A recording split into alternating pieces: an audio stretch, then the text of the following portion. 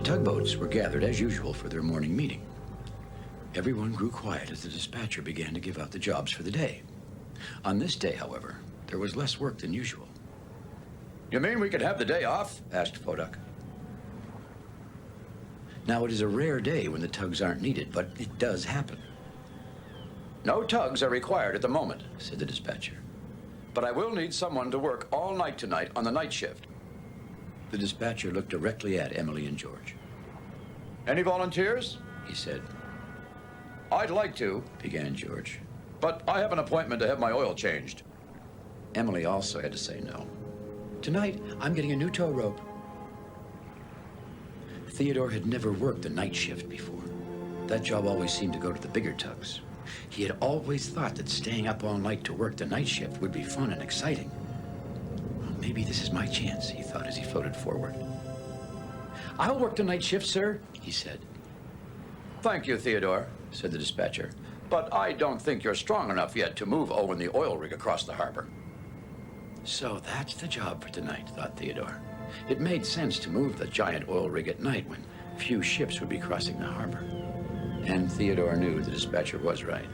He couldn't do it by himself. Hank moved forward. I could help, he said. The dispatcher looked thoughtful for a moment.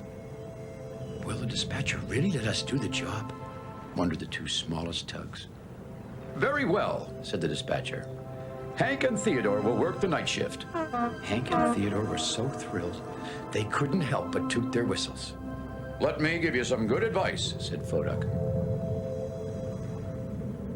Try and get a good afternoon nap. Oh, we will, said Hank and Theodore together. Well, they tried to sleep, but it wasn't easy.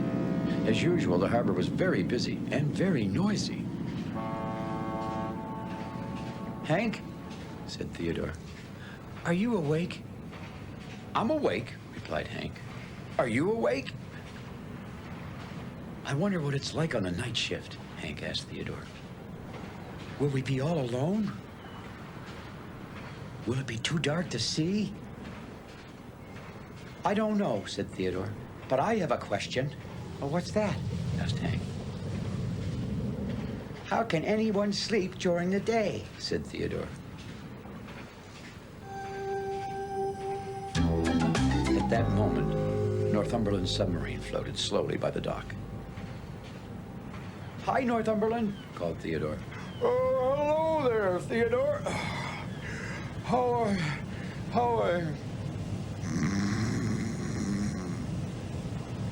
Well, the tugs knew Northumberland was a very sleepy submarine. But this time, he had fallen fast asleep right in the middle of a sentence. Northumberland is the sleepiest ship I've ever seen, said Hank. At least someone can sleep during the day, smiled Theodore, and both tugs laughed. That evening, as the sun set and the light changed from gold to orange to dark blue, the two tugs sailed out to meet Owen the oil rig. They passed Philip and Fillmore, the ferry twins, as they finished their last trip of the day. They met Rebecca, the research vessel, heading home for the night. Theodore and I are working the night shift, called Hank proudly. Watch out for shooting stars, called Rebecca as she settled into her dock. Shooting stars, said Hank. I hope they don't land on us. I don't think shooting stars are dangerous, said Theodore, laughing.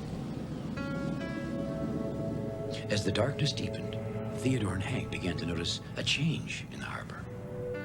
It sure is quiet, said Hank. And dark, added Theodore. Owen should be around here somewhere. Owen, called Hank, but his voice was barely a whisper, and there was no reply. How are we ever going to move an oil rig in the dark, said Theodore. He was beginning to worry. Maybe they weren't ready for the night shift. Hank called a bit louder. Owen! The sound seemed to echo all around the harbor. Now both tugs began to get nervous. Hadn't the dispatcher said they would find Owen here? Suddenly, the lights of the great oil rig snapped on. Hello, go, boys, called Owen in a cheerful voice. I'm all set. Let's get moving. At least now we won't have any trouble seeing, said Theodore, who was dazzled by Owen's bright lights. The two tugs buttoned their tow ropes onto Owen and slowly began to move the oil rig across the harbor. I think I can see why the dispatcher wanted Owen moved at night, said Theodore as he strained at his tow rope. Of course, said Owen. It's because I take up so much room. You would block the ferry boats, said Hank. And all the other ships, added Theodore. But at night, the harbor's empty. Well, almost empty, said Owen. There's probably more going on than you think. Do you like working at night? Hank asked Owen. I love it, boomed Owen in a loud voice. It's so peaceful and quiet. You can hear the waves lapping against the shore, shouted Owen. But all I can hear is Owen, whispered Theodore to Hank, and they both smiled. Well, by the end of the trip, the two tugs were very tired. Owen was the heaviest thing they'd ever pulled. And Owen was grateful. Thanks, boys, he shouted. Now, why don't you go off and see the sights? I think you'll find things seem a bit different at night. Okay, Owen, said Theodore. We will. And the two tugs headed off on their own. See the sights, said Hank. What can we see at night? The stars, for one thing, answered Theodore, gazing at the sky. I've never seen so many stars, said Hank. I bet there must be 2 stars for every fish in the ocean, said Theodore. What was that? Said Hank. That, said Theodore in amazement, was a shooting star. As the two tugs continued to stare happily up at the night sky, they didn't notice the water around them begin to swell and swirl. Hey, cried Hank suddenly. Why is the water so churned up? There's no storm, said Theodore. The sky is still clear. The rough water grew smooth once more. The two tugs were puzzled and they felt a bit uneasy. But Theodore, where did those big waves come from? Asked Hank. There are no ships out here except us, said Theodore. Then they saw it. It was like a shadow moving silently in the dark. And then it was gone. Did you see it, Theodore? Whispered Hank. I saw something, said Theodore. But I don't know what. After seeing that strange shadow, the night felt colder, and the light of the stars seemed distant, strange. Theodore and Hank turned and rushed back to Owen. The tugs were eager to tell Owen about the mysterious shadow loose in the harbor. It made waves so big I thought there was a storm, said Hank. And then it just disappeared, added Theodore. Well, as Owen listened to their story, he started to smile, and then he laughed. Yeah, sometimes things look a little different on the night shift, he told them. But I don't think you have to worry. Theodore and Hank found Owen's words a bit strange, but they did feel better under the lights of the giant oil rig. Well, maybe the shadow had only been a dream. It's not long until dawn, boys, said Owen. I guess you'll be getting back to your dock now. Thanks again. You did a fine job. Theodore and Hank said goodbye to Owen and headed for home. Owen's words of thanks cut through the chill air and warmed the tugs from the inside out. They still felt sore and tired, but they were proud of the big job they'd done.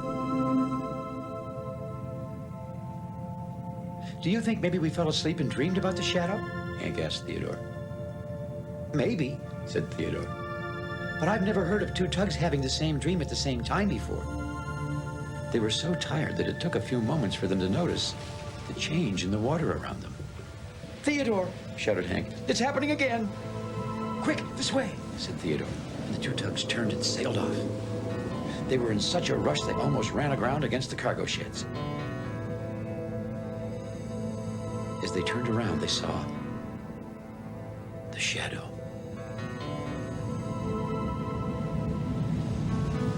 We're trapped, said Hank. Hank, said Theodore. Look. I can't, said Hank, and he waited for the worst. But nothing happened. Then Hank heard Theodore say, You look different. Hank wondered who Theodore was talking to, so he opened his eyes. And there was Northumberland's submarine. Theodore and Hank stared at the submarine floating in front of them. He did look different. He was wide awake. Hello, Hank, Theodore, said Northumberland's submarine. I heard you were working the night shift. Isn't it a beautiful night? The Tugs were so happy to discover their mystery shadow was a friend that they laughed and shouted and raced their engines until several voices called from the shore, Keep it down! We're trying to sleep!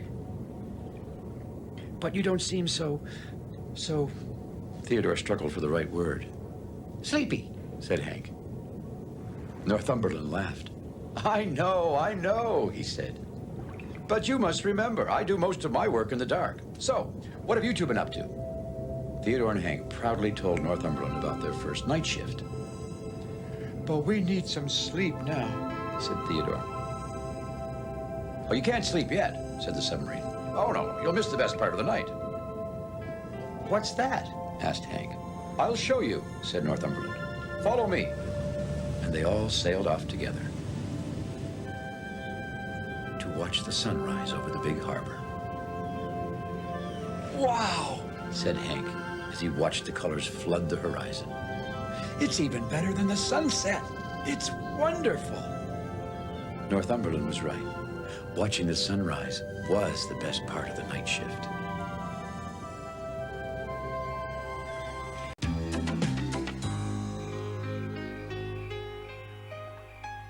It was a sleepy summer evening in the big harbor.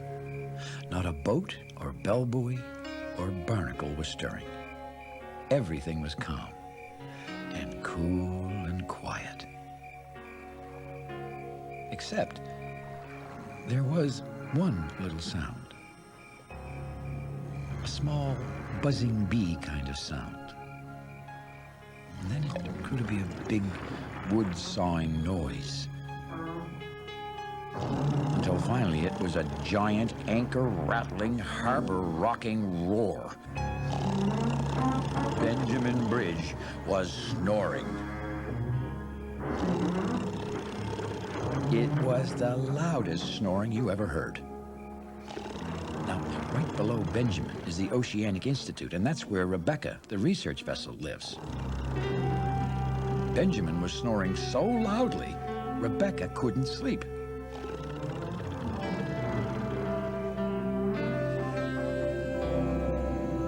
The next morning, Theodore was waiting for Rebecca with Shelburne, the giant sea barge.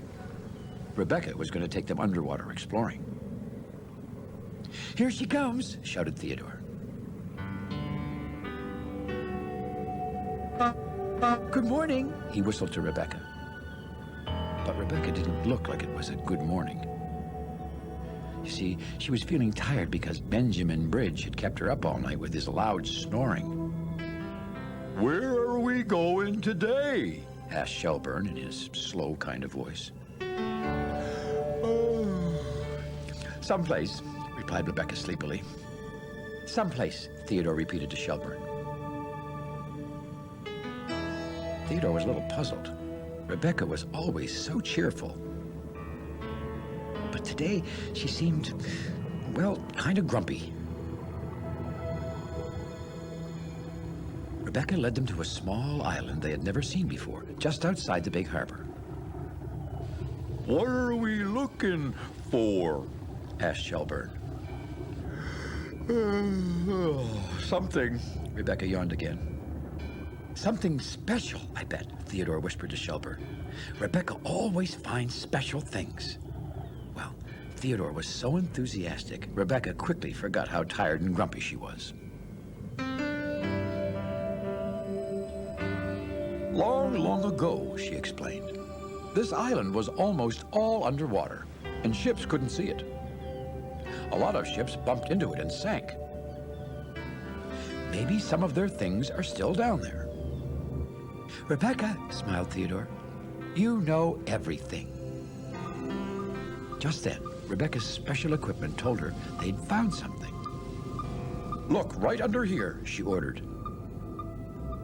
She moved out of the way, and Theodore pushed Shelburne into position.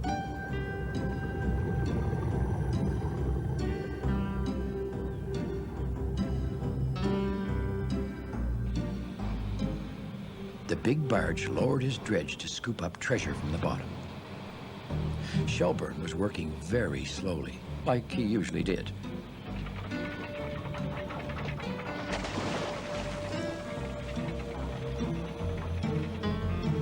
"Shelburne," said Theodore impatiently, "can you please hurry up?" "Oh, it's a nice day," smiled Rebecca. "No big hurry."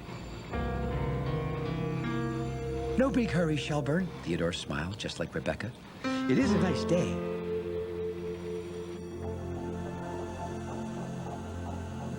Down on the bottom of the ocean, Shelburne's dredge hit something. He caught it.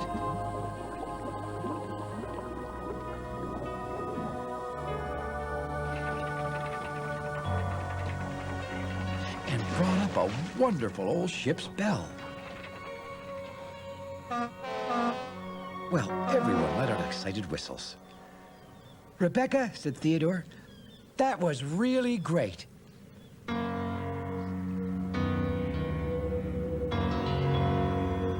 A little later, everyone headed home. Rebecca turned for her dock, tooting a little tune. "Goodbye." Theodore tooted a tune to say goodbye on his whistle, just the same as Rebecca had done. Rebecca sure is nice, said Shelburne. "Nice," smiled Theodore.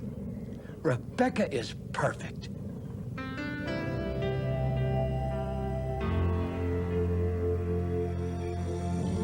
That evening, everything was calm and cool and quiet, except there was one little sound. Near Rebecca's dock, Benjamin Bridge was snoring again. He was snoring so loud he was shaking and shuddering from one shore to the other. Every time Rebecca thought Benjamin had finally stopped snoring,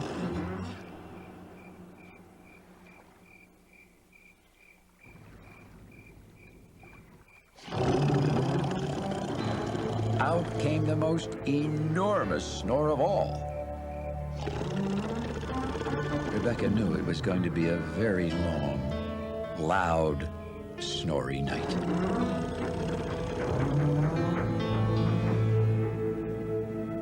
Well, the following morning was foggy and soggy in the big harbor.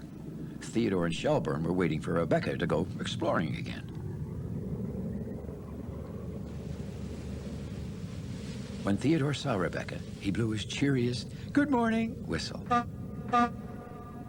"Not so loud," grumbled Rebecca. You see, she hadn't slept one bit again on account of Benjamin's snoring, and now she was really tired and really grumpy. Theodore was really surprised. I mean, he couldn't ever remember Rebecca sounding so grumpy before. "Is everything okay?" asked Shelburne slowly. "Let's just get to work," frowned Rebecca. "Yeah, let's just get to work," Theodore frowned at Shelburne, just like Rebecca.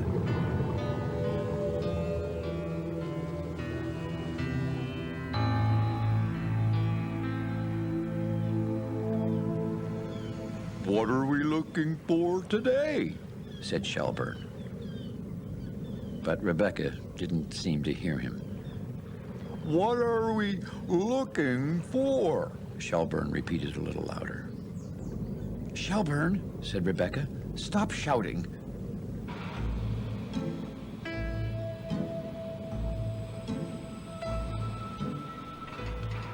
Shelburne was lowering his dredge slowly, very slowly, into the water. "And don't creak so loud," added Rebecca. Everything today seemed to upset her. "Don't creak so loud, Shelburne," repeated Theodore. Theodore didn't really know why Rebecca was so upset, but if she was upset, he decided to be upset too. Shelburne began to lower his dredge even slower. "I found something," said Shelburne quietly. Shelburne's dredge had hit something on the bottom of the harbor. Now he tried to raise it up, slowly. It seemed to take forever, and all Rebecca wanted to do was go back to her dock to sleep. "Shelburne," she shouted, "hurry up, I don't have all day." But of course, Shelburne couldn't go any faster. Theodore honked at Shelburne. "Shelburne," he shouted, "hurry up."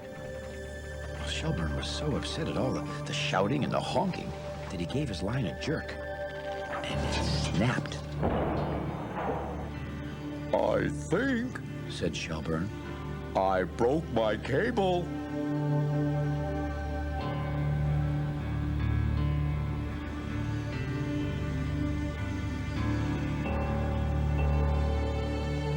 Theodore pulled Shelburne to the repair dock and headed home following Rebecca. No one said a word for what seemed like a very long time.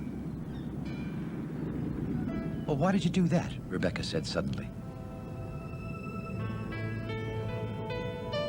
For a moment, Theodore wasn't sure Rebecca was talking to him. "Do what?" he asked. "Well, why did you shout at Shelburne?" asked Rebecca. This time, Theodore didn't say anything for a moment. "You do that?" he said finally.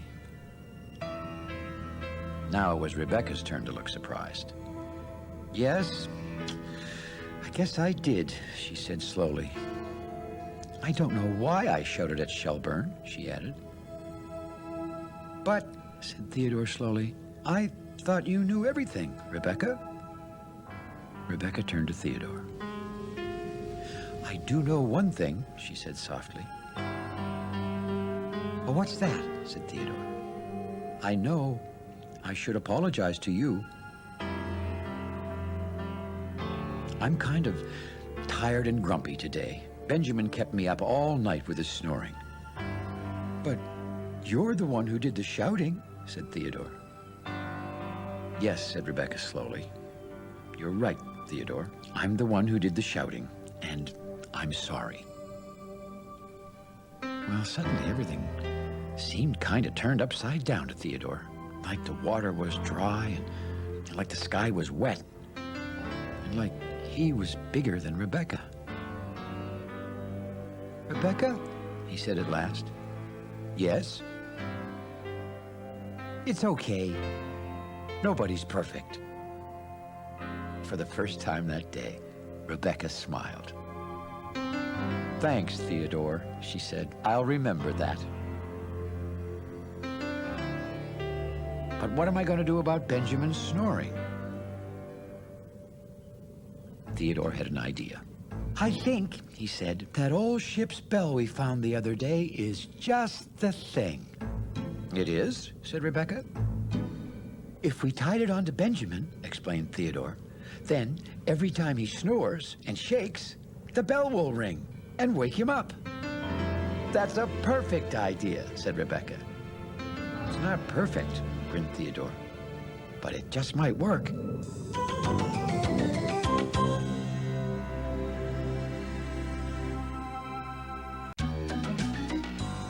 Early one morning, all the tugboats were asleep. All the tugboats, that is, but one. Hank was up. It was time for his special job for the week. Each morning, as soon as the sun woke up, Hank collected old bumpers from around the harbor and took them to Shediac, the shipyard shed. "Morning, Hank," called Shediac as soon as he saw the tug. Shediac looked forward to seeing Hank just as much as Hank looked forward to seeing him. "Good morning," smiled Hank. "Plenty of old bumpers today." "I've plenty of new ones for you," said Shediac. You see, Hank brought Shediac all the old worn-out bumpers from the tugs and the docks, and Shediac gave Hank the new ones in their place. It wasn't the biggest job in the big harbor, but to Hank, it was very important. "We better get started," said Hank, moving into position to unload his bumpers. Aye, Hank," said Shediac. Hank smiled. It was funny, but he always felt just a little bit bigger whenever he supplied the ship shed. Hank was coming home from work later that day. Theodore looked like he was leaving the harbor. "Where are you going, Theodore?" called Hank. "Oh, I'm going to see Owen," replied Theodore. He explained that his job that week was checking the anchor cable of Owen, the giant oil rig. Owen was working outside the harbor. "Boy, that must be fun," said Hank. Theodore knew that Hank had never been out on the ocean before. He had an idea. "Well, maybe you could come with me," he said. "Do you really think I could?" said Hank. "Well, we could ask the dispatcher," smiled Theodore. "Do you think we could ask him right now?"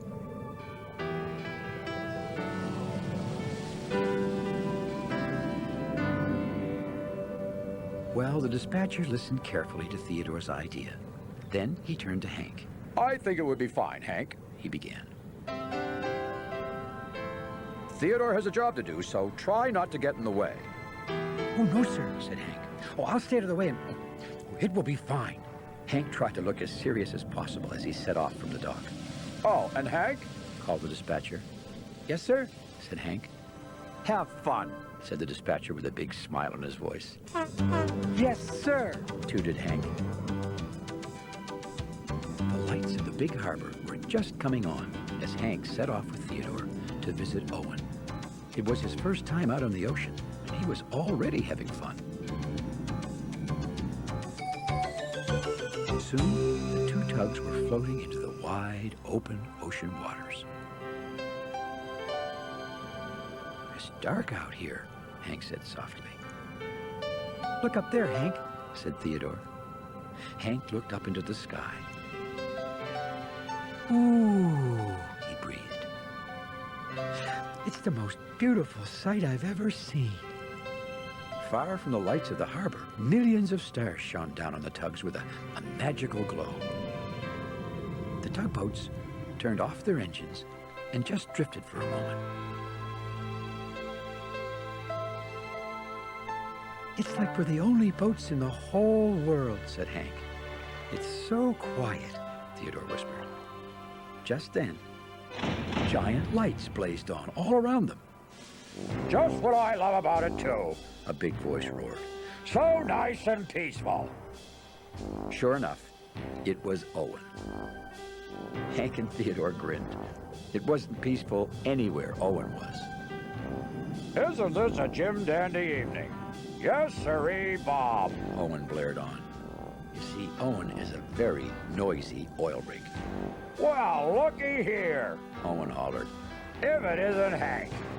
Hi, Owen. Hank called up. This calls for a special story." Shouted Owen. The big rig began to tell the tugs all about the time a giant sea cabbage got sucked right up in his drill and gave him cauliflower ears. Owen never told me this story before. Hank felt special being out on the ocean with Big Owen and Theodore. It was just like being an ocean tug. "Everyone hush." Owen suddenly thundered. "Northumberland's coming." Sure enough, Northumberland's submarine was cruising by, about to begin his nightly underwater ocean patrol. "Northumberland kinda likes it quiet." Owen bellowed in a voice so loud it rattled Hank's anchor. "Northumberland, Owen roared on. we've a special guest tonight. Hank's here." Hank looked around. Northumberland had disappeared. Then, just as suddenly, the sub popped up behind him, just as if Northumberland was playing a game. He dived again.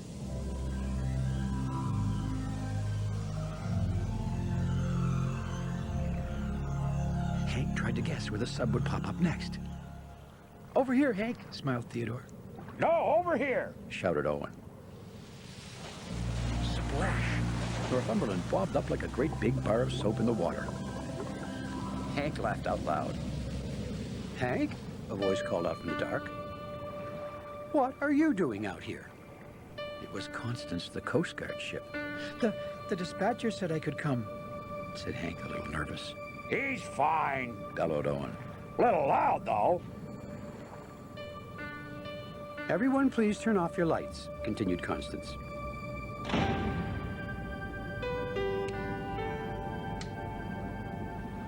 "Hank, you come with me." Hank followed along behind Constance. His engine was beating so loudly, he was sure they could hear him all the way back to the big harbor. Oh, he hoped he hadn't done something wrong. Constance turned on her powerful Coast Guard searchlight. It was aimed up at the sky. Do you see those stars there that look like a big soup spoon? Uh-huh, replied Hank. They call those the Big Dipper, Constance continued. If you ever get lost out here, just follow the spoon home. Wow, said Hank, still staring at the sky.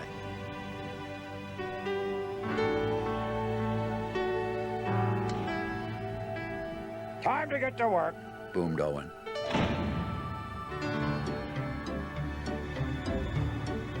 You better move back, Hank, called Theodore.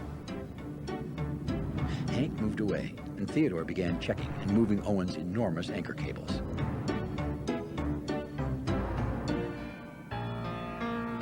Well, Hank's smile felt like it was frozen on his face all the way home. Can we visit Owen again tomorrow night, Theodore? He said. Maybe. Theodore smiled sleepily. Hank couldn't wait. Bright and early the next morning, all the tugs were ready to begin the new day. All the tugs, that is, except one. Hank was so excited about visiting Owen again, he hadn't slept all night. Hank slept in.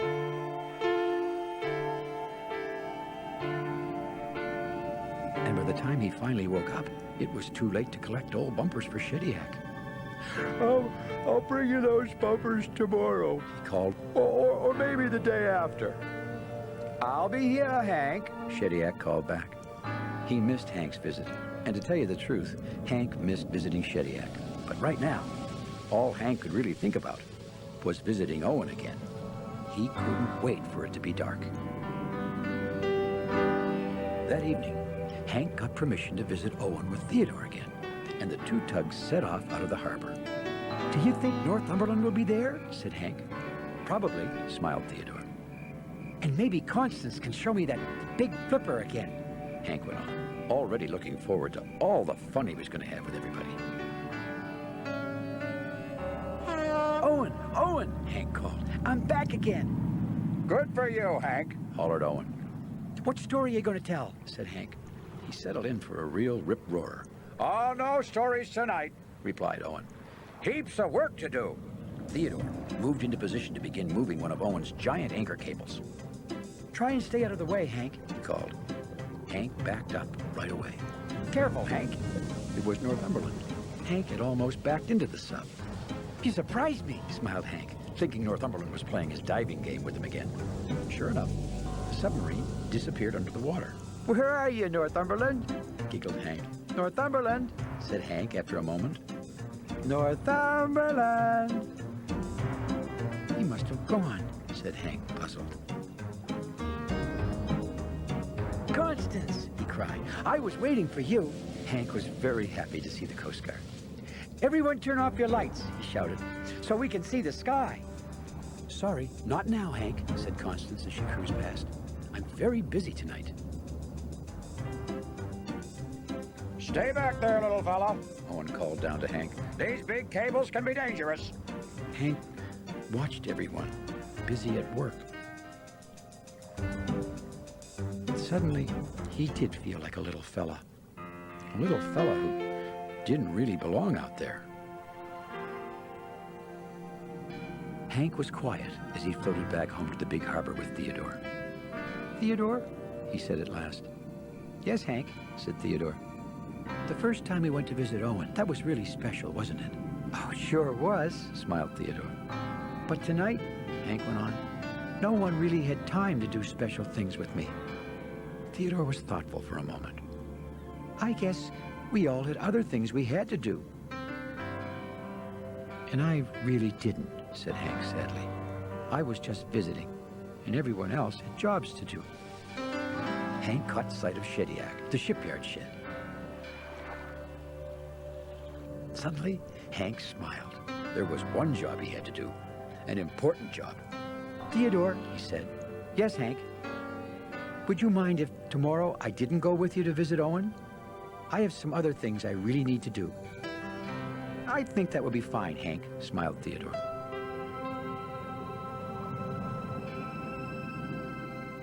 Early the next morning, all the tugboats were asleep.